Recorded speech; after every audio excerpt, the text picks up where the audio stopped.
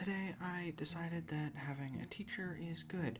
Unfortunately, I am lazy and don't want to take classes or watch YouTube videos. So I decided on the next best thing. I'm going to have an AI generate a script teaching me how to digital paint. I'm confident everything will turn out fine, so let's get into this. First of all, I decided to make a sketch of what I wanted to paint, so that's what you see me doing right now. I decided to do the sketch in a bright green so that it stood out from the rest of the colors I was going to use. Basically, I can see what I'm working on because I plan on going lineless. Obviously, I'm attempting to paint. It did turn out that using green made it harder to see based on the background color of the canvas, so perhaps I'll use like a red or something next time. I wanted to draw a frame from a particular scene in the episode for the future of the third season for the Owl House. I just thought that the original scene was beautiful and wanted to redraw it at some point anyways, so why not now? I'm not going to talk about it in any real detail to avoid spoilers for those of you who haven't seen it yet. Thankfully, you can find the episodes on YouTube and Disney+, so, if you're not caught up, you could be. Alright, that's the sketch done. Let's move on to what the AI wants me to do. I used the AI script generator that can be found at writecream.com. Link will be in the description for generating the script. Basically, it works by having you enter in a prompt, and it creates a script based on that prompt. My first prompt was create a step-by-step list on digital painting. So let's take a look at my lesson. To digital paint, you'll need a computer. You'll also need a program like Photoshop or GIMP. You won't need paintbrushes, but you might want to invest in a tablet of your own.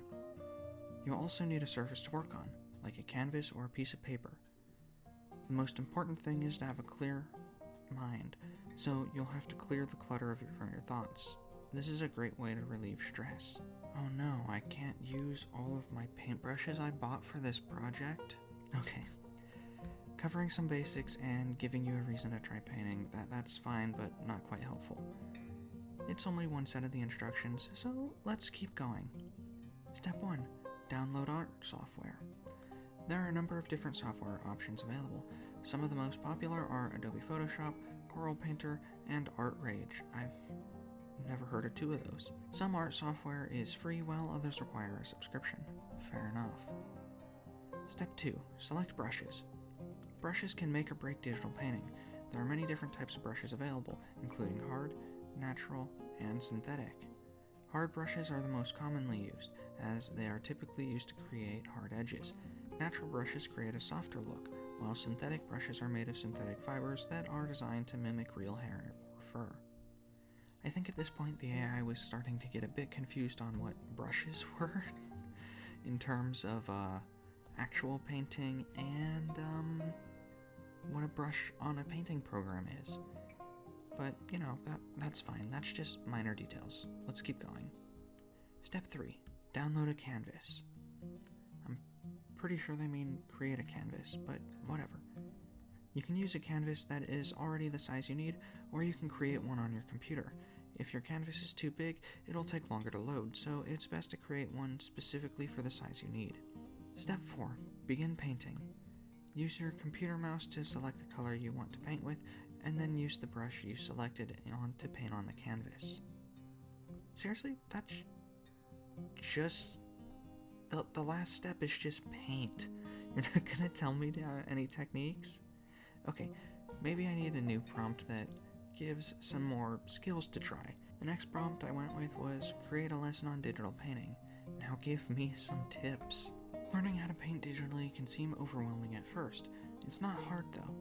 Here are a few helpful tips that will help you succeed as a digital artist. Take your time and learn the basics of painting. Start with simple shapes, then move on to more detailed shapes. Don't get discouraged if you don't get it right away. Learning digital painting takes time and practice.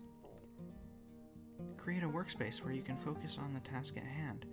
Try using a special light to help you see your work clearly. Start with a simple design, then build on it to make it more complex. Use texture to make your designs look more realistic. Use modeling tools to create details and textures. Create digital paintings with new perspective. Use art as a form of self-expression. Turn your digital painting into a physical painting by printing it. Take your painting to the next level by learning how to print your work. Learn how to make your digital paintings more lifelike. Upload your work for people to see and share on social media. Create a series of paintings that tell a story. Try out new techniques and see what works best for you. Ask your friends and family to help you with your work. Ask professional artists for advice. Don't be afraid to experiment, and browse. That's all good advice, but it's completely unhelpful. I'm looking for instructions to follow. Maybe I should have just followed a YouTube tutorial instead. Well, maybe the bit about shapes and starting broad then going into details is actually pretty good. But, whatever. I went ahead and finished the piece as if I was trying to paint it with a real brush. At least I just used one of Clip Studio's options for, I think, an oil brush. I don't think it turned out bad, but I'm still very unsatisfied with the result, so I started over. With this next one, I decided to use techniques from my normal processes, but try and make it feel more painterly. Because I wasn't using any lines, I had to take my time when coloring instead of using a bucket fill tool. So it took a bit longer than what I would have liked. I did the same thing that I did with the last attempt and just color picked from my reference picture that is off to the left of the drawing. I blended the color of the light into the rest of the image where I thought the light would be soft and left it as a hard edge where I thought the light would be abruptly cut off. I went in and added a shadow color to the original image that didn't quite have the same thing. Once I finished with that, I took like a soft airbrush and added in a few more areas of shadow where I thought it might be necessary. I kept my attempt at the background from the first image, mainly because I actually loved how it turned out. Also, I didn't want to redo it, because I'm lazy. I also kept the tears. Not because I thought there was anything special about them, I just forgot to redraw them, and I realized this by the time I stopped recording. So I just, turned on the layer that I had for the other one. Overall, I think it turned out pretty good. I did want it to have a more painterly feel or quality to it, but I didn't really achieve that. But this is my, first attempting at a new coloring style, so hopefully I'll improve a little bit with time. I think there were a few problems using an AI as a teacher. One, I had to give them the prompt, so that could be where some of the flaws came from in my instructions. 2, the AI grabs things from other places and smashes it into a script, so I'm willing to bet that it kind of just got a bunch of advice for newer artists instead of like a set of instructions or tips for artists who are looking to improve the quality of their craft. I think that's a good way to put it. Anyways, I think the moral of this story is that if I want to get better at painting, I need to do some art studies of artists I like. Anyways, thanks for watching. If you enjoyed the video, leave a like and subscribe for more. See you next time. Bye.